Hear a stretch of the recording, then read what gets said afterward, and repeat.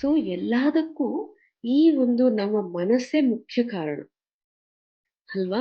ಈ ಮನಸ್ಸು ಹೇಗಿರುತ್ತೋ ಹಾಗಿರತ್ತೆ ನಮ್ಮ ಒಂದು ಜೀವನ. ಈ ಮನಸ್ಸನ್ನು ನಾವು ಎಷ್ಟು ಟ್ಯೂನ್ ಮಾಡ್ಕೊಂತೀವೋ ನಮ್ಮ ಕಡೆ, ಅಷ್ಟು ನಮ್ಮ ಜೀವನ ಅದ್ಭುತವಾಗುತ್ತೆ. ಈಗ ಯೋಚನೆ ಬೇಡ ಅಂದ್ರೆ ಬೇಡ, ಅಷ್ಟೇ.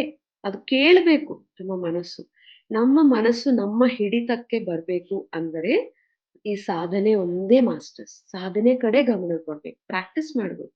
ಆದಷ್ಟು ಸಮಯ ಧ್ಯಾನ ಸಾಧನೆ ಮಾಡ್ತಾ ಮಾಡ್ತಾ ಆ ಸ್ಥಿತಿ ನ್ಯಾಚುರಲಿ ಸಹಜವಾಗಿ ಬಂದ್ಬಿಡುತ್ತೆ. ಒಂದು ನದಿ ಹೇಗೆ ಹಾರ್ತಾ ಇರುತ್ತೋ, ಎಷ್ಟು ಸಹಜವಾಗಿರುತ್ತೋ ಅಷ್ಟು ಸಹಜವಾಗಿ ಪ್ರತಿಯೊಂದು ಆಗತ್ತೆ ಸಾಧನೆಯ ಮುಖಾಂತರ. ಸೊ ಯಾವಾಗಲೂ ಏನು ಬಂದರೂ ಸಾಧನೆ ಕಡೆ ನಮ್ಮ ಗಮನವನ್ನು, ನಮ್ಮ ದೃಷ್ಟಿಯನ್ನು ತಿರುಗಿಸೋಣ. ಅನಾವಶ್ಯಕವಾದ ಯೋಚನೆಗಳು ಬರ್ತಾ ಇದೆ, ಏನ್ ಮಾಡ್ಬೇಕು? ಶ್ವಾಸವನ್ನು ಗಮನಿಸಿ, ಶ್ವಾಸವನ್ನು ಗಮನಿಸಿ. ಹಿಡ್ಕೊಳ್ಳಿ, ನಮಗೆ ಒಂದು ದಾರಿ ಸಿಕ್ಕಿದೆ, ಹಿಡ್ಕೊಳ್ಳಿ, ಸಾಧ್ಯ ಆಗುತ್ತೆ. ಎಷ್ಟೆಷ್ಟು ನಾವು ಧ್ಯಾನ ಸಾಧನೆಯನ್ನು ಮಾಡ್ತೀವೋ, ನಮ್ಮ ಒಳ ಪ್ರಯಾಣವನ್ನು ಮಾಡ್ತೀವೋ, ನಮ್ಮಲ್ಲಿ ಅಷ್ಟು ಮಾನವೀಯತೆ ಅನ್ನೋದು ಹೆಚ್ಚಾಗ್ತಾ ಹೋಗುತ್ತೆ. ಮಾನವತ್ವ ಅಂತ ಹೇಳ್ತೀವಿ ಕನ್ನಡದಲ್ಲಿ, ಮಾನವೀಯತೆ ಅನ್ಸುತ್ತೆ. ಸೊ ಆ ಮಾನವೀಯತೆ ಅನ್ನೋದು ಹೆಚ್ಚಾಗ್ತಾ ಹೋಗುತ್ತೆ. ನಮ್ಮಲ್ಲಿ ಕರುಣೆ ಅನ್ನೋದು ಹೆಚ್ಚಾಗ್ತಾ ಹೋಗುತ್ತೆ ಸಾಧನೆಯ ಮುಖಾಂತರ. ಸಾಧನೆ ಮಾಡಿಲ್ಲ, ಕೇವಲ ಮಾತಾಡ್ತಾ ಇದೀವಿ, ಏನೂ ಆಗಲ್ಲ. ಎಷ್ಟೋ ಪುಸ್ತಕಗಳು ಓದ್ಬೋದು, ಎಷ್ಟೋ ಕೇಳಿರ್ಬೋದು, ಎಷ್ಟೋ ನಿಮ್ಗೆ ಆ ಪಾಂಡಿತ್ಯ ಇರ್ಬೋದು, ಆದರೆ ಸಾಧನೆ ಮಾಡೋವರೆಗೂ ನಮ್ಮ ಮನಸ್ಸು ಬದಲಾಗೋದಿಲ್ಲ, ನಮ್ಮ ದೃಷ್ಟಿಕೋನ ಬದಲಾಗೋದಿಲ್ಲ, ನಮ್ಮ ಒಳಗೆ ಅನ್ನೋದು, ನಮ್ಮ ಆಂತರ್ಯ ಅನ್ನೋದು ಬದಲಾಗೋದಿಲ್ಲ. ನಮ್ಮಲ್ಲಿ ಎಷ್ಟೋ ಅನಾವಶ್ಯಕವಾದ ಗುಣಗಳಿರುತ್ತೆ.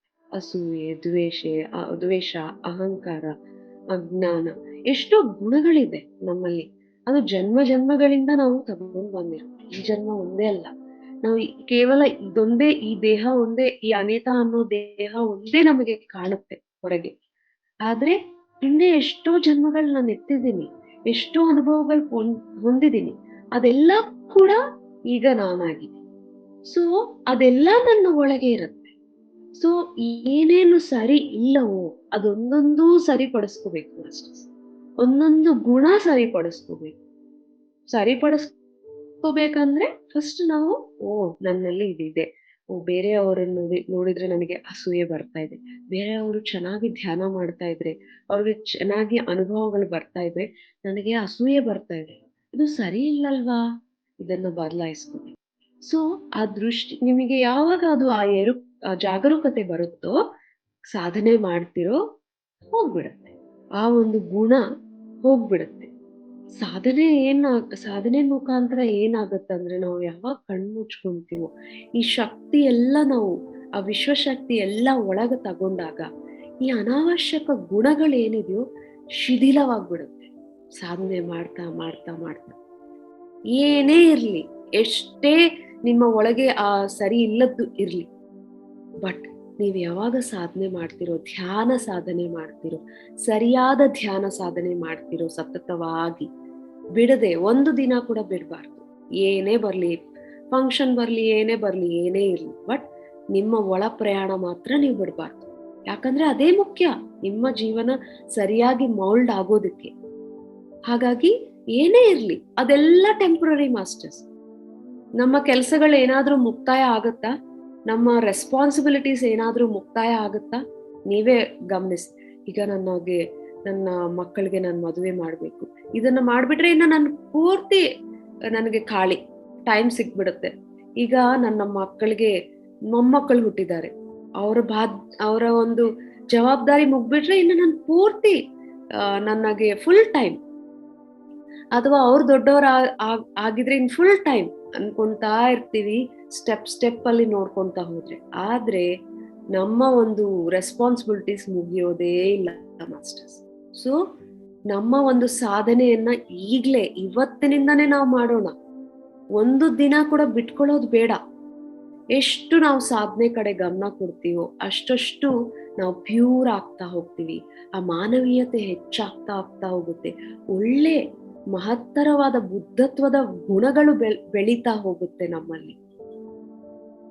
ನಮ್ಮಲ್ಲಿ ಏನಾದ್ರೂ ಸರಿಯಿಲ್ಲದ ಗುಣಗಳನ್ನ ನಾವು ಗಮನಿಸ್ಬೋದು. ಆದ್ರೆ ನಮ್ಮನ್ನು ನಾವು ಚಿಕ್ಕದಾಗಿ ನೋಡ್ಕೋಬೇಕಾಗಿಲ್ಲ. ಕೀಳರಿಮೆಯಾಗಿ ನಮ್ಮನ್ನು ನಾವು ನೋಡ್ಕೋಬೇಕಾಗಿಲ್ಲ. ಓಕೆ, ಇದು ಸರಿ ಇಲ್ಲ, ಇದನ್ನ ನಾನು ಸರಿಪಡಿಸ್ಕೊಳ್ಳೋಣ. ಈಗ ನನ್ನ ಹತ್ರ ಒಂದು ಸಾಧನೆ ಸಿಕ್ಕಿದೆ ನನಗೆ, ಇದರ ಮುಖಾಂತರ ಸರಿಪಡಿಸ್ಕೊಳ್ಳೋಣ, ನೋ ಪ್ರಾಬ್ಲಮ್. ಯಾಕಂದರೆ ಪ್ರತಿಯೊಬ್ಬರ ಒಂದು ನಿಜ ತತ್ವ ಏನು ಅಂದ್ರೆ ಆ ಒಂದು ಬ್ಯೂಟಿಫುಲ್ ಕಾನ್ಶಿಯಸ್ ಸ್ಟೇಟ್, ಆ ಒಂದು ಅದ್ಭುತ ಆತ್ಮತತ್ವ ಯಾವಾಗಲೂ ಅದು ಬೆಳಿತಾನೆ ಇರುತ್ತೆ, ಪ್ರಕಾಶವಾಗ್ತಾನೆ ಇರುತ್ತೆ.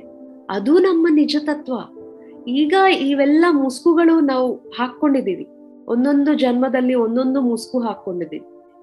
ನಾವು ಅಲ್ಲದೆ ಒಂದು ಮುಸುಕುಗಳನ್ನ ಹಾಕೊಂಡು ಅದರಿಂದ ನಾವು ನೋಡ್ತಾ ಇದ್ದೀವಿ.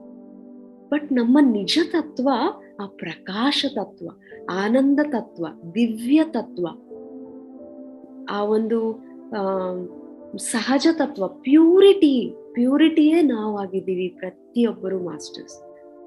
ಸೊ ನಮ್ಮನ್ನು ನಾವು ಕೀಳರಿಮೆಯಾಗಿ ಮಾಡ್ಕೋಬೇಕಾಗಿ ಅವಶ್ಯಕತೆ ಏನೂ ಇಲ್ಲ.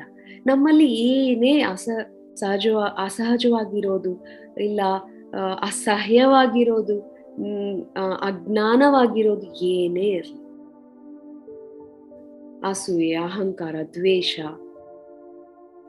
ಬೇರೆಯವರನ್ನು ತುಂಬಾ ಕಡಿಮೆಯಾಗಿ ನೋಡೋದು, ಅಥವಾ ನಮ್ಮನ್ನು ನಾವು ಪೂರ್ತಿ ಕಡಿಮೆಯಾಗಿ ನೋಡ್ಕೊಳ್ಳೋದು, ಕೆಳಮಟ್ಟದವರ ತರ ನೋಡ್ಕೊಳ್ಳೋದು ಏನೇ ಇರ್ಲಿ, ಸಾಧನೆಯ ಮುಖಾಂತರ ಪ್ರತಿಯೊಂದು ನಾವು ಗುಣಪಡಿಸ್ಕೋಬಹುದು, ಸರಿ ಮಾಡ್ಕೋಬಹುದು. ದಯವಿಟ್ಟು ಸಬ್ಸ್ಕ್ರೈಬ್ ಮಾಡಿ, ಲೈಕ್ ಮಾಡಿ, ಕಾಮೆಂಟ್ ಮಾಡಿ ಮತ್ತು ನಿಮ್ಮ ಸ್ನೇಹಿತರು ಹಾಗೂ ಕುಟುಂಬದವರೊಂದಿಗೆ ಹಂಚಿಕೊಳ್ಳಿ. ಇದು ನಮ್ಮ ಚಾನಲ್ಗೆ ಪ್ರೋತ್ಸಾಹ ನೀಡುತ್ತದೆ ಮತ್ತು ಯೂಟ್ಯೂಬ್ ಅಲ್ಗಾರಿದಮ್ ಈ ವಿಡಿಯೋವನ್ನು ಹೆಚ್ಚಿನ ಜನರಿಗೆ ತಲುಪಿಸಲು ಸಹಕರಿಸುತ್ತದೆ. ಹೀಗೆ ಮಾಡುವ ಮೂಲಕ ನೀವು ಧ್ಯಾನ, ಪತ್ರಿಜಿಯವರ ತತ್ವಗಳು, ಸಸ್ಯಾಹಾರ ಮತ್ತು ಪಿರಮಿಡ್ ಶಕ್ತಿಯ ಬಗ್ಗೆ ಜಾಗೃತಿ ಮೂಡಿಸುವ ಕಾರ್ಯದಲ್ಲಿ ಭಾಗಿಯಾಗುತ್ತೀರಿ.